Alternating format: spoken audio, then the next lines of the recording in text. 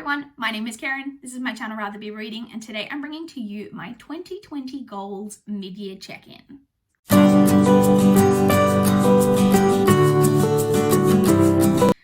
Okay, so we officially passed the halfway point of the year, so it's time to check in and see how I'm going with all of my goals that I set for myself at the beginning of 2020. So we're just going to go through each of the goals and see how I'm doing. I kind of judge this based on where I was at the end of June. I know the halfway point of the month, I think, is technically like the 2nd or 3rd of July, but I just kind of cut things off at the 30th of June and look at my statistics kind of up until that point. So let's talk about it. So my very first reading goal, my first reading goal for the year is always my Goodreads reading challenge. I set my challenge this year at 250 books, which was the highest I've ever set it. I have read more than 250 books, I think, the past 2 years, but not by like huge margin. So it was like still possibly going to be challenging. As of the 30th of June, I had read 130 books. So I'm just past that kind of like on track for that, for meeting that goal. And cat mum life, am I right? Come on.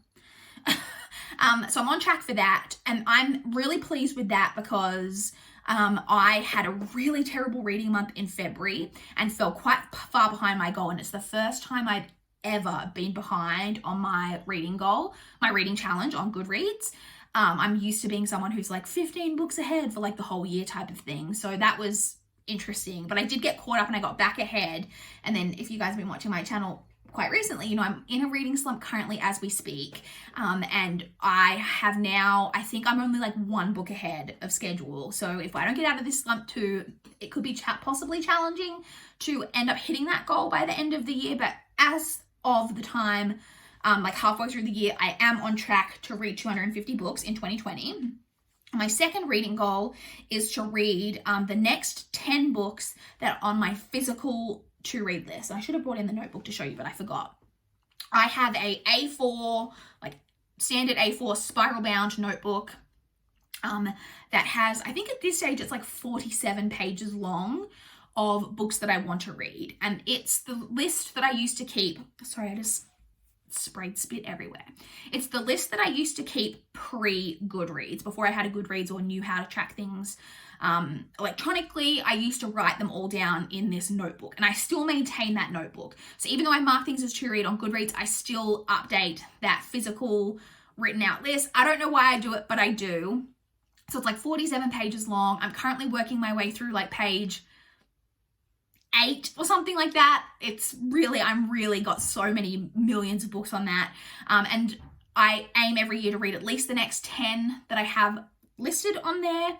And it's quite interesting because they're books, like that list I have had ongoing for like probably at least 10 years. And so the books on there are books that I don't really know anything about, don't know why I marked, like was interested in reading them. And so I aim to read the next 10. So I've technically read 3 from that so far. So I've read The Small Hand by Susan Hill, The Distant Hours by Kate Morton, and then I started Shall We Dance by Maggie Alderson, but I DNF'd it. So I've only read 3 of the 10, so you think I would look as a little bit behind, but I do currently have As I Lay Dying by William Faulkner, The Proper Care and Maintenance of Friendship by Lisa Verge, and Burkalicious, The Dubai Diaries by Becky Wicks. I have those 3 out from the library right now. And then I also have on hold from the library currently The Cookbook Collector by Allegra Goodman and A Discovery of Witches by Deborah Harkness. And then Peyton Place by Grace Metalius. My library didn't have, but I managed to get an e-copy of that. So I do own that currently on my Kindle. So I have that one to read. So that's 9. And then the 10th book that's on that list is Mermaids by Patty Dan. That's actually the book that the movie Mermaids that stars Cher and Winona Ryder. I don't know if you remember that movie from like the 80s or 90s. I loved that movie growing up. I own it on DVD, and I have never read the book, but my library doesn't have it, and any kind of copy digitally or physically is quite expensive to get your hands on. So I don't know that I'll actually be getting to that 10th one, but I do have plans, like active plans, to get to the rest of them. So even though I've only completed 3 of them, I still feel like we're pretty on track for that goal. And then as kind of an extension to that goal, my third reading goal is to read 10 of the first 20 books that I have marked as to read on Goodreads. So like in a similar vein, they're the books that I believe, I didn't write it, I think I have it written way back in this notebook. Let me double check. I think it's like November 2014 to January 2015 is like the time range of when I marked those books. Yeah, it is. Of when I marked these books as to read on Goodreads. So they're ones that have been on my Goodreads to read for forever. So again, no, not again. I've read 4 of the 10 of those so far. So I've read Bright Before Sunrise by Tiffany Schmidt, Tease by Amanda Maciel, Point by Brandy Colbert, and Stolen Songbird by Danielle L. Jensen. So I've read those 4, but again, I have some out from the library. I've got You Under My Skin by Mary Higgins Clark, Every Last Promise by Kristen Halbrook, and The Secrets of Lily Graves by Sarah Strohmeyer. I have all of those out from the library at the moment. Yes, no, that's correct. And then I have on hold from the library Next Time You See Me by Holly Goddard Jones. And then I actually own a copy of one of them, which is The Book of Ivy by Amy Engel. I own that on my physical TBR, so I should definitely be getting to that. So that's how many? 1, 2, 3, 4, 5, 6, 7, 8, 9. So that's 9. So definitely that I've either read or have on hand ready to read. And then I just need to figure out a 10th one of those and probably get that from my library. Just to clarify, there were 2 that were on the first 10 that are on that list, which are Etiquette and Espionage by Gail Carriger and My Last Kiss by Bethany Neal, that I know I won't be getting to those 2. Etiquette and Espionage is the first book in a spin-off series. It's the Parasol Protectorate series is the original series by Gail Carriger, the first book being Soulless. And those books are actually out of print. And I really want to read that series first. And it's a 5-book series, but because they're out of print, my library doesn't have them, and they're really expensive to get your hands on copies because they're out of print. So I don't know when or if I'm ever going to get around to managing to get my hands on that series, so that then I can continue on with Etiquette and Espionage, that series. And I actually do own, I think there might be 4 in that series, but I own the first 3, but I don't own any of the Parasol Protectorate. So I'm not sure what's going to happen with that one. And then My Last Kiss by Bethany Neal. Again, with that one, my library doesn't own a copy. And again, the physical and ebook are both really expensive to get your hands on. Not like super expensive, but like for a used copy, even for me to manage to get my hands on a used copy, it's like $14 or $15 or something like that. And that's just like quite a lot of money to spend on a used book. And I don't know that I'm like going to love the book enough to spend that much money on it. But so, like I said, I've only technically read 4, really should have read 5, but like I said, I've got my hands on a bunch from the library. I own one of them, so I still feel fairly on track to get to that goal. Now, my 4th reading goal was a goal that I've had for several years now, which is to complete the Around the Year in 52 Books reading challenge. This is a reading challenge that has 52 separate challenges. The original idea of it is that there's a challenge for every week. So like week 1, week 2, week 3. I don't tackle it like that. I just take the entire 52 challenges and try to check them off with my reading throughout the course of the year. And I am so on top of this goal this year. If you saw my wrap up at the end of June, then you know that I have completed, as of the end of June, 45 of the 52 challenges. So I only have 7 left to go. The 7 that I do have left to go are kind of for the most part, the more tricky ones, but I still anticipate that I should definitely be able to complete that reading challenge this year. So I'm really happy with that. My 5th reading goal was to reread 6 books/series, and I had named specifically the 6 book/series that I wanted to reread. So the first one I had on there was Nevernight/God's Grave by Jay Kristoff. So I have read the first 2 previously, but I haven't read the 3rd one, Dark Dawn. I haven't reread these yet, only because I've started rereading a couple of other things, and I want to reread them on audio because I really enjoyed the audiobooks when I first listened to them, and I want to complete the trilogy on audio. So I haven't got to those 2 yet, but my library does have them on audio, and I definitely think I should be getting to that later this year. The second one I had listed was to reread The Casket Girls and The Romeo Catchers by Elise Arden. I did do that. So again, these were 2 that I was planning to reread so that I could complete the 3rd book, which is called The Cities of Dead. And I did that and read the 3rd book to discover that there's actually going to be a 4th book. So I did reread those and read the 3rd book, but there is a 4th book, so I haven't actually completed that series, but I did reread those books. The next one that I had listed was to reread To Kill a Mockingbird by Harper Lee, which I did do, an attempt to read Go Set a Watchman, but that didn't go so well, but I did reread To Kill a Mockingbird. The next one I had listed was The 13th Tale by Diane Setterfeld. I have not reread this one yet, so it's not a book that I own. So I mentioned in my goals video, I read The 13th Tale, it was either pre-BookTube or in the very first couple of months on BookTube. At the time, I hadn't ever heard anyone talk about it before, and I read it and I didn't really like it. I think I gave it 2 stars on Goodreads. And then over the course of my years on BookTube, I've heard every now and again that book kind of comes up and a few people start reading it and everyone loves it. And I'm just like, why, if everyone else loves it, did I not love it? So I really feel that that's a book that's due a reread so I can assess whether it's true that I didn't like it. Was I just in a bad mood when I read it? I don't know. And then if it is true that I don't like it, what it is I don't like about it. But I don't own that book, so I do need to request that one from the library so that I can do the reread of that. The next reread that I had listed down was to reread the Tomorrow When the War Began series by John Marsden.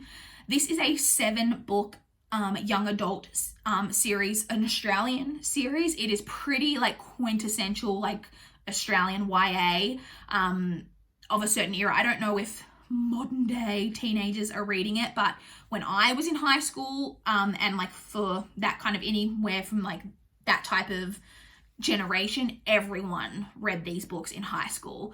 It's YA about a group of teens. So they live in a rural area and they go camping in an even more rural area. A group of like 5 or 6 teenagers. They're like 14 or 15, something like that. I can't remember. It might even be 16. I don't know. Around that type of age. And they go camping for the weekend. And while they're camping, they see a lot of like planes going overhead, like not like commercial planes, like army jets, that type of thing. And they're like, what the heck's going on? When they finally return from camping, it's to discover, so a bunch of them live further out from the small town that they're from on like properties, like farm properties. And it's to discover that the properties are abandoned. There's no one around at any of the properties. There's some animals and pets that have been killed. And when they finally get to the town, it's to discover basically that Australia has been invaded by outside forces. And it's never revealed, like throughout the series, it's in a spoiler, but like it's not a specific country. It's not them trying to villainize a particular country. It's never said what country it is. But we've been invaded by outside forces and everyone else is kind of like, particularly in this town, like all of Australia's under attack, but this town is like kind of a key spot for different political, strategic, army reasons. I don't know. And the whole town's been kind of held in the town fairground. And basically these teenagers become like guerrilla operatives, trying to help the army and the war, like and try not to be captured by these outside forces the way everyone else has been. I loved this series growing up. This is one of my like favorite series that I read as a teenager. I read these in high school and I absolutely love them. I've reread them quite a few times over the course of my life, but I haven't reread them in several years. So I'm really looking forward to going and rereading them with like the, my 32-year-old eyes and seeing what I think of them. So the original series is 7 books. There is also a spin-off sequel, not a spin-off, it's like a sequel series that is a trilogy. I don't recall ever enjoying those as much, but I probably will end up rereading that as well. But I haven't reread any of those yet, but I do still really want to and hope to read those in the second half of this year because I'm really pumped to get to that reread. And the final reread that I had marked down that I wanted to do was Me vs. Me by Sarah Mylenowski Milnowski. This is a women's chick lit type of story that I had on my bookshelves that I've previously read, and because there's quite a lot of books that I own on my read shelves that are just random books that I read like years and years and years ago that I kept for whatever reason, but it's been so long that I don't remember much about them or whether I even really liked them. So I want to reread all of those to just assess whether they're worth keeping or whether I can get rid of them off my shelves, and that was one of them, and I did have reread that one. I feel like I just rambled on a lot about that goal. My 6th and final reading goal was to reduce my physical TBR to below 400. My physical to read list has been out of control for several years now, Like in particular for the last 2 or 3 years prior to 2020, my TBR has gone up every year. I've bought more books than what I've read from it, because even though I read a lot of books, like my goal this year was 250, a lot of those books are made up of library books and ebooks from my Kindle and NetGalley ARCs, which don't count towards that physical TBR total, and audiobooks from the library as well. So all of that reading like contributes to my total of 250, but it doesn't mean that I'm reading anywhere near that number of books from my actual physical TBR shelves. And so I wanted to reduce my TBR to below 400, which is really like a conservative goal, or it should be, because my TBR total at the start of 2020, as of 1 January, was 439. So I just needed to reduce that TBR. Basically, I wanted to get it below 400, so I needed to read 40 books. Well, not just read, because I'm obviously still bringing new books in, but I wanted to reduce that number by 40.